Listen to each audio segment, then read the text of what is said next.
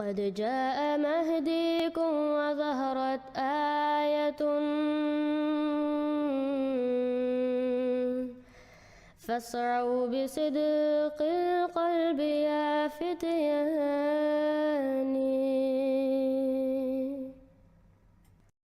अस्सलामुअलैकुम वरहमतुल्लाहि वबरकातुहू।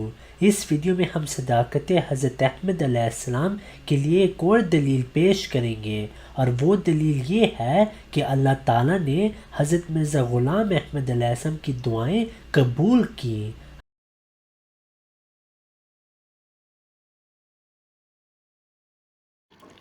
அன்பிற்குரிய சகோதரர்களே, அஸ்ஸலாமு அலைக்கும் வரஹ்மத்துல்லாஹி வபரகாத்துஹு. இன்று நாம் ஹஜ்ரத் அஹ்மத் அலைஹிஸ்ஸலாம் அவர்களுடைய நபித்துவத்திற்கான மற்றும் ஒரு சான்றை காண இருக்கின்றோம். அது என்னவென்றால், இறைவன் அவர்களுடைய பிரார்த்தனைகளை மகத்தான முறையில் ஏற்றுக்கொண்டான் என்பதாகும். அன்னார் கூறுகிறார்கள், நான் துவாக்கள் ஏற்றுக்கொள்ளப்படுவதற்கான ஏராளமான அடையாளங்களை பெற்றிருக்கின்றேன். இதில் யாரும் என்னுடன் போட்டியிட முடியாது. என்னால் ஆணையிட்டு கூற முடியும், என்னுடைய கிட்டத்தட்ட 30,000 துவாக்கள் ஏற்றுக்கொள்ளப்பட்டுள்ளன. அதற்கு என்னிடம் ஆதாரமும் உள்ளது.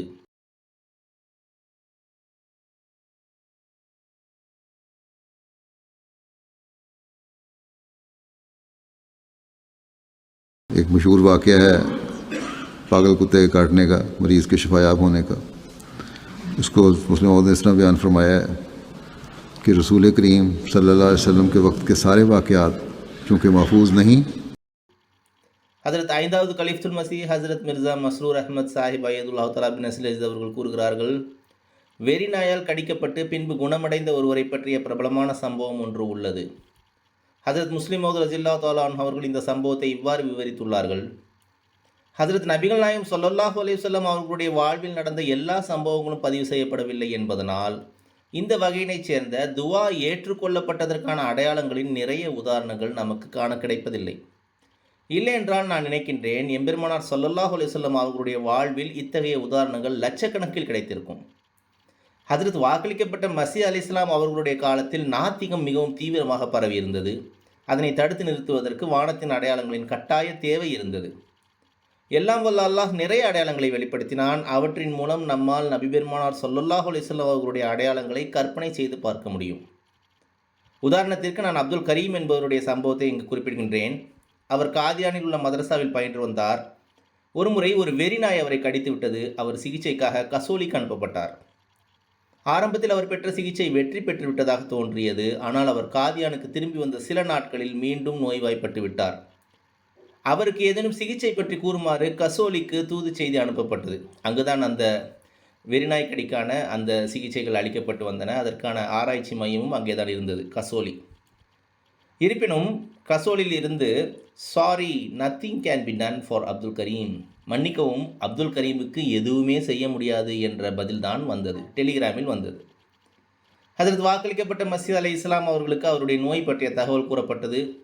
மேலும் அது ஜமாத்தின் ஆரம்ப நாட்களாக இருந்ததனால் ஜமாத் அப்பொழுதுதான் மிகவும் புதிதாக ஆரம்பிக்கப்பட்டிருந்தது. இந்த மாணவர் வெகு தொலைவில் இருந்து ஹைதராபாத் தக்காணத்தில் உள்ள ஒரு கிராமத்தில் இருந்து படிப்பதற்காக வந்திருந்தார். இதனால் ஹஜரத் வாக்களிக்கப்பட்ட மஸீஹ் அலைஹிஸ்ஸலாம் அவர்கள் அவருக்காக மிகவும் அனுதாபப்பட்டார்கள். மேலும் அவர் குணம் பெறுவதற்காக விசேஷமாக துவாவும் செய்தார்கள்.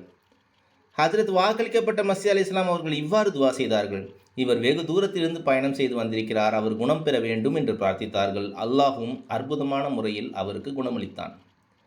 इस किस्म के मरीज़ को कभी शिफा नहीं हुई। उस वक्त की मेडिकल हिस्ट्री यही कहती थी।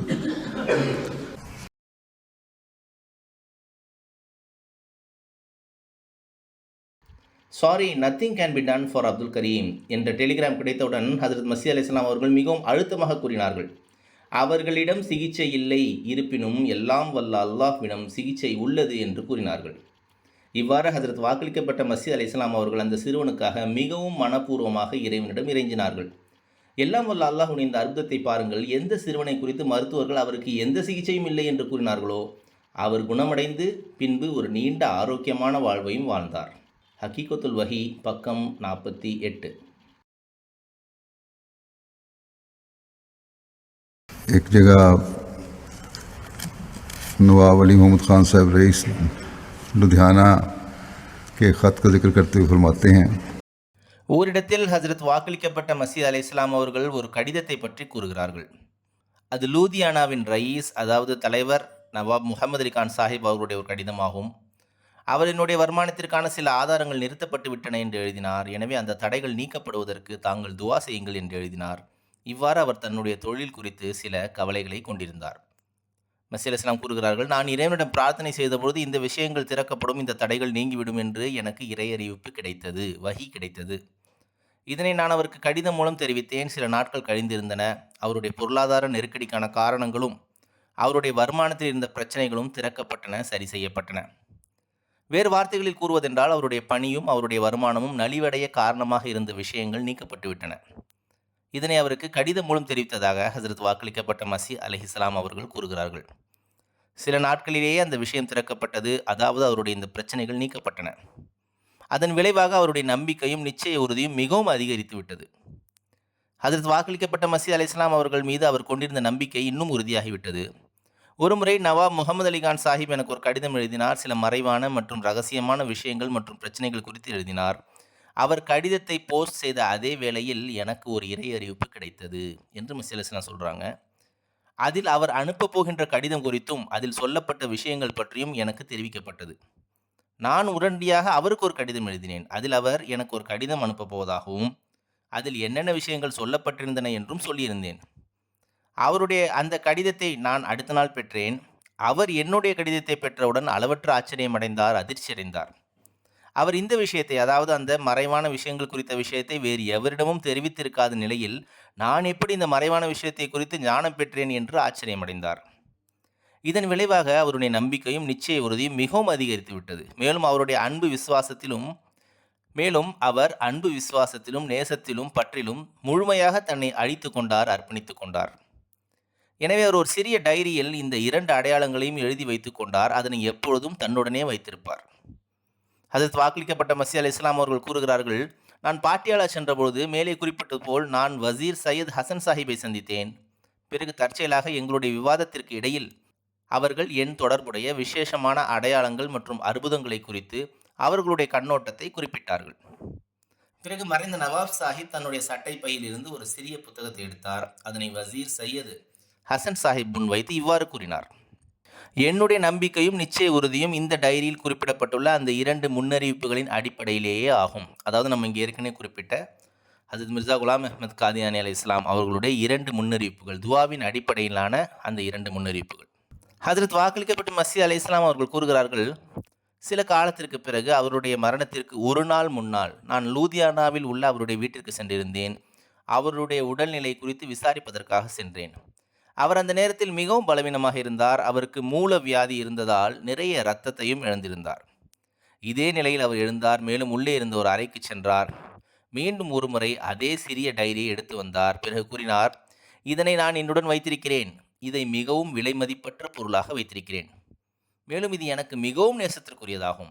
அதை பார்ப்பதும் படிப்பதும் எனக்கு மிகவும் திருப்தி அளிக்கிறது. மேலும் அந்த 2 முன்னறிவிப்புகளும் எழுதப்பட்டுள்ள இடத்தை அந்த புத்தகத்தில் அவர்கள் எனக்கு காட்டினார்கள் என்று மஸீஹ் அலைஹிஸ்ஸலாம் சொல்கிறாங்க. பிறகு அன்றைய நடு இரவில் அல்லது இரவின் இறுதி பகுதியில் அவர்கள் காலமாகிவிட்டார்கள். அது வாக்களிக்கப்பட்ட மஸீஹ் அலைஹிஸ்ஸலாம் அவர்கள் கூறுகிறார்கள், நான் இன்னமும் நம்புகின்றேன். இந்த அடையாளங்களை அவர் தனது டைரியில் எழுதினார். அவருடைய நூலகத்தில் அது இன்னமும் இருக்கத்தான் செய்யும் என்று கூறுகிறார்கள். डायरी में लिखी थी अपने, उनके कुतुबखाना में वो किताब होगी.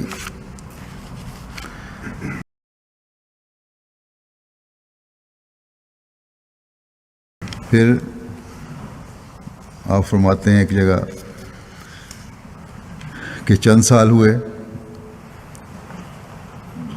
कि सेठ अब्दुर्रहमान साहब ताजर मद्रास, जो अव्वल दर्जे के मुखलिस जमात में से हैं, कादियान में आए थे.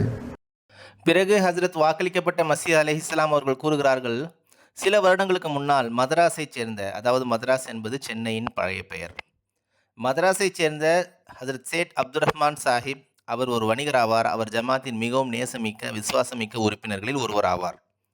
அவர் காதியானுக்கு வந்திருந்தார். அவர் அவருடைய வியாபாரத்தில் சில தடையையும் அச்சத்தையும் சந்தித்திருந்தார். அவர் என்னிடம் பிரார்த்தனைகளுக்கான கோரிக்கை வைத்தார். பிறகு நான் இந்த இறை அறிவிப்பை பெற்றேன். அதாவது அந்த துவாவை செய்த பிறகு இந்த இல்ஹாமை பெறுறாங்க. என்ன இல்ஹாம்னா, காதிர் ஹே ஓ பாரகா டூட்டா காம் பனாவே, பனா பனாயா தோடுதே கோய் உஸ்கா பேத் நா பாவே. இதன் பொருள் என்னன்னா, அதாவது அவன் எல்லா வல்லமையும் கொண்டவன், எது உடைந்து விட்டதோ அதனை அவன் மீண்டும் நிலைநிறுத்தி விடுவான், சரி செய்து விடுவான். மேலும் எது நன்றாக நிறுவப்பட்டுள்ளதோ அதனை அவன் உடைத்து விடுவான். எவரும் அவனுடைய ரகசியத்தை அறிய மாட்டார். இறை அறிவிப்பான இந்த வாக்கியத்தின் மூலம் அல்லாஹ் என்ன கூறுகிறான் என்றால், அல்லாஹ் எது உடைந்திருக்கிறதோ அதனை பொறித்து விடுவான் என்று கூறப்பட்டுள்ளது. மேலும் சில காலத்திற்கு பிறகு அவன் எது நிறுவப்பட்டுள்ளதோ அதனை உடைத்து விடுவான். இவ்வாறு இந்த இறை அறிவிப்பு காதியானில் இருந்த சேத் சாஹிபிடம் கூறப்பட்டது. மேலும் சில நாட்களை கழிந்திருந்தன. எல்லாம் வல்ல அல்லாஹ் அவருடைய வியாபாரத்தில் வளத்தை ஏற்படுத்தினான். அவருடைய தொழில் மீண்டும் சரி செய்யப்பட்டது, பழைய நிலைக்கு கொண்டு வரப்பட்டது. அவர் மிகவும் செல்வச் செழிப்பை பெற்றார். அதற்கு வாக்களிக்கப்பட்ட மஸீஹ் அலைஹிஸ்ஸலாம் அவர்கள் கூறுகிறார்கள், மறைவிலிருந்து எத்தகைய காரணிகள் ஏற்படுத்தப்பட்டனவென்றால் அவர் அதிகம் பொருளாதார செழிப்பையும் வெற்றியையும் பெற ஆரம்பித்தார். பிறகு சிறிது காலம் கழித்து நன்றாக நிலைநிறுத்தப்பட்ட அந்த தொழிலும் வேலையும் மீண்டும் உடைந்து போனது. இந்த இறை அறிவிப்பின் அடிப்படையில் ஆரம்பத்தில் அவர் சிறிது காலம் முன்னேற்றம் அடைந்தார். பிறகு தன்னுடைய தொழில் வெற்றியையும் அடைந்தார். பிறகு சிறிது காலம் கழித்து அது படிப்படியாக விழத் தொடங்கிவிட்டது. கடைசியில் அது முற்றிலுமாக விழுந்து விட்டது.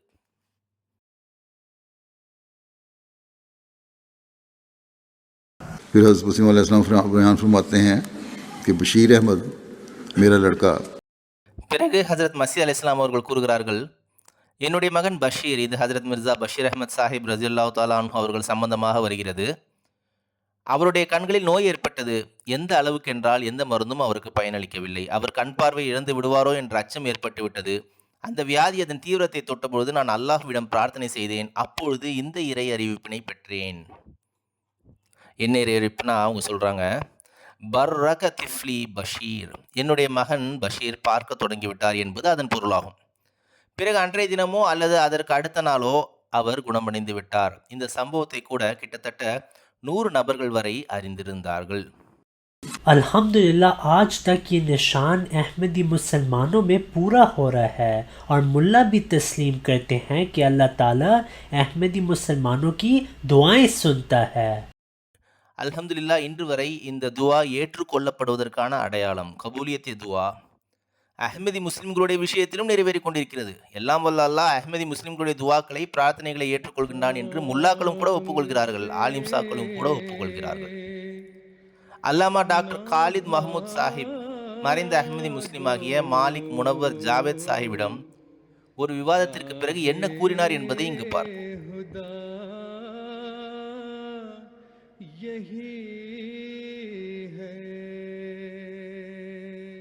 जब ये सरकारी नौकरी करते थे उस वक्त का वाक़या बयान करते हुए தான் அரசாங்க பணியில் இருந்தபொழுது நடைபெற்ற ஒரு சம்பவம் குறித்து மாலிக் சாஹிப் கூறினார்கள். எங்களுடைய பணியின் காலத்தில் எங்களுடைய மேலதிகாரி ஒருவர் மிகவும் ஒருதலை பட்சமானவராக, பாரபட்சம் காட்டக்கூடியவராக இருந்தார் அஹ்மதிகளுக்கு எதிராக. அவர் அடிக்கடி மௌலிகளை கூப்பிட்டு வந்து, ஆலிம்சாக்களை கூப்பிட்டு வந்து என்னுடன் விவாதம் செய்ய வைப்பார். ஒருமுறை அவர் அல்லாமா ப்ரொஃபஸர் காலித் மஹமூத் சாஹிப்பை அழைத்து வந்தார். அவர் அந்த நேரத்தில் மிகவும் பிரபலமான ஆலிமாக இருந்தார். விவாதம் ஆரம்பித்தது. மேலும் அல்லாமா ப்ரொஃபஸர் காலித் மஹமூத் சாஹிபால் போதுமான சான்றுகளை வழங்க முடியாத பொழுது அவர் மிகவும் கோபமடைந்து முல்லாக்களுடைய பொதுவான வழக்கப்படி வார்த்தை துஷ்பிரயோகம் செய்ய ஆரம்பித்து விட்டார். என்னுடைய ஆஃபீஸர் இன்சார்ஜோ, அதாவது பொறுப்பு அலுவலர் அப்துல் ரஹ்மான் சாஹிபோ கவலை கொள்ள ஆரம்பித்து விட்டார். ஒருவேளை இந்த விவாதம் அவர்களுக்கு மிகவும் பாதகமாகிவிடுமோ என்று கவலை கொள்ள ஆரம்பித்து விட்டார். அவருக்கு உறுதி அளித்தவாறு அல்லாமா இவ்வாறு கூறினார். அவருடைய அந்த வார்த்தைகள் எதை பிரதிபலிக்கின்றன என்றால், அவர் அஹ்மதி முஸ்லிம்களுக்கு அல்லாஹுடன் ஒரு பிணைப்பு உள்ளது என்பதனை உண்மையாகவே நம்புகின்றார் என்பதனை பிரதிபலிக்கின்றது.